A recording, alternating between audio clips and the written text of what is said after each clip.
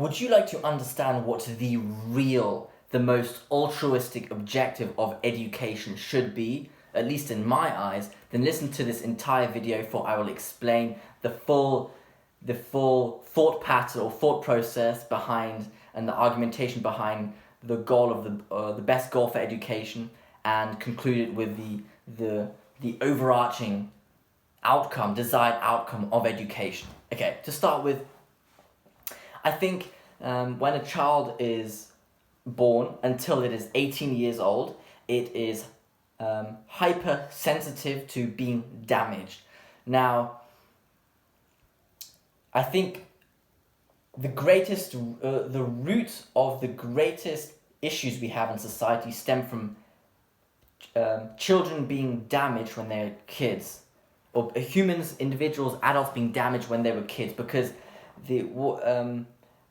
something may have happened to the kid, which deeply hurt the child and ingrained itself so thoroughly within the child that it sticks with the child, it's stuck with the child for the rest of its life. And the damage gave rise to a complex, a pathology, for example, an inferiority complex, insecurities, resentment, and these all sort of were deeply ingrained when the human was a child. Because the child is hypersensitive, it is very malleable, and it absorbs its environment, and it gets molded when the human is a child, and it most likely stays for the rest of its life. And this can go both ways. You either teach something good to the child or you damage it, and both stick to the child for a very long time. Now, if you're teaching kids, there is the risk, of course, in education that the child gets damaged. Not just like physically damaged or like being told off or humiliated damaged, but just also being taught severely suboptimal thought processes or ways to reason in life, or teaching falsehoods. So the goal of education is to teach truthful lessons, to be as supportive of the child as possible, and teach the child to, I'll tell you now, because it connects together. I'll tell you now what the goal of education should be. It should be to teach or develop individual humans who are at peace with themselves and with their environment, because then they won't destroy the environment and it's their surroundings, not just like nature environment, but the people around them, their community. So they won't destroy their environment, or neither will they self-destruct, because that's just as bad. If you self-destruct, you hurt yourself, and then you get resentful of your existence, and then you lose hope or faith in the good in life, and you just behave dangerously towards other people again, and that perpetuates itself, and then the society as a whole, if every individual does that, declines, and that's dangerous, I think. Hence, education should teach individuals to be at peace with themselves, okay? And you teach kids the right things they need, the tools they need to go out and develop themselves into peaceful individuals, because it's difficult it's an ideal, it's a dream to think that kids will be fully developed as children, like humans be fully developed as children. It just doesn't work. It takes a lot of time. And it's impossible to completely not damage a kid during childhood. It's like walking on eggshells. It's impossible, but you can reduce it, I think. And that's the goal of education. So don't humiliate kids, don't threaten to abandon them, and teach them not that they are valuable, but if they work hard, they can produce amazing things. So don't attribute the kid as being, oh, you're intelligent or you're stupid. You should teach the kid to think, okay, you have the tools, you have the abilities to work hard and hence produce success, let's say.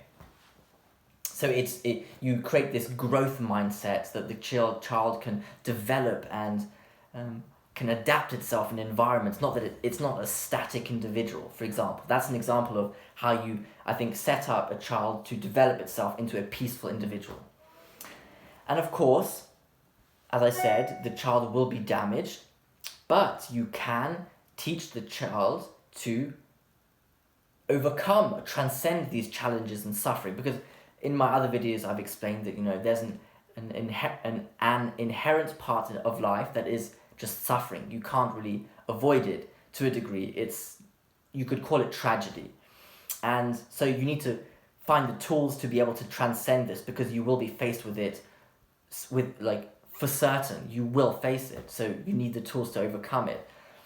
So education should teach children the tools to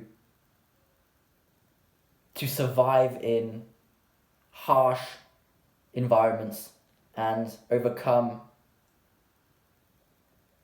tough periods, because they will occur. And that way, you also develop the individual to be peaceful, because it will be subjected to suffering, and suffering attacks the individual. It attacks the individual and makes it volatile, and then it is not at peace anymore. It's no longer in an equilibrium, so it needs the tools to defend itself and process the suffering to maintain in an equilibrium, balanced, peaceful state. So what I like to talk of it like this. It's you want to develop an uncorrupted individual. An uncorrupted individual is one where, if you place the individual into X number of situations, different situations, you want to be able to predict how the individual will react. And that's an uncorrupted individual, if you can predict how they'll react. Because they will react healthily. Well, I'd be careful to say normally, but they'd react to these different, harder, easier, unusual situations in a predictable way, because you understand the individual. They're easy to comprehend. Now, a corrupted individual is one, if you put them into certain situations, they will behave erratically in a way you couldn't predict. You didn't know they would react this way. And they react in a volatile way because you tap into a wound in the individual, like a wound or damage that was done potentially when the individual was a child. And then they react in an unforeseeable way, and then they get hurt and they lose the rational side of their head, and some emotion takes control, which may potentially be destructive. That's a corrupted individual, I think. Not in the way that they corrupted themselves, but they are volatile. They react. They're like the opposite of gold. If you compare an individual to metal, gold does not react with anything, I believe. It is chemically neutral or balanced, and that's like an uncorrupted individual. But if you have a corrupted individual, for example, I don't know, I'd have to look that up, but a metal that is very reactive, an explosive maybe, that's a corrupted individual, one who behaves erratically, out of control, and most likely destructive to itself and the people around them. So education should teach individuals to become gold, not in like a stupid wealth manner or sort of materialistic way, but in a chemical way. They should become like gold and uncorrupted. So that's, in essence, the education should develop individuals who become at peace with themselves and don't self-destruct or destroy their environment. And I think that is also how you solve society's problems. If you fix the individual, you fix the society. That was my opinion on the goal of education, or what the goal of education should be in my eyes. Thank you for listening.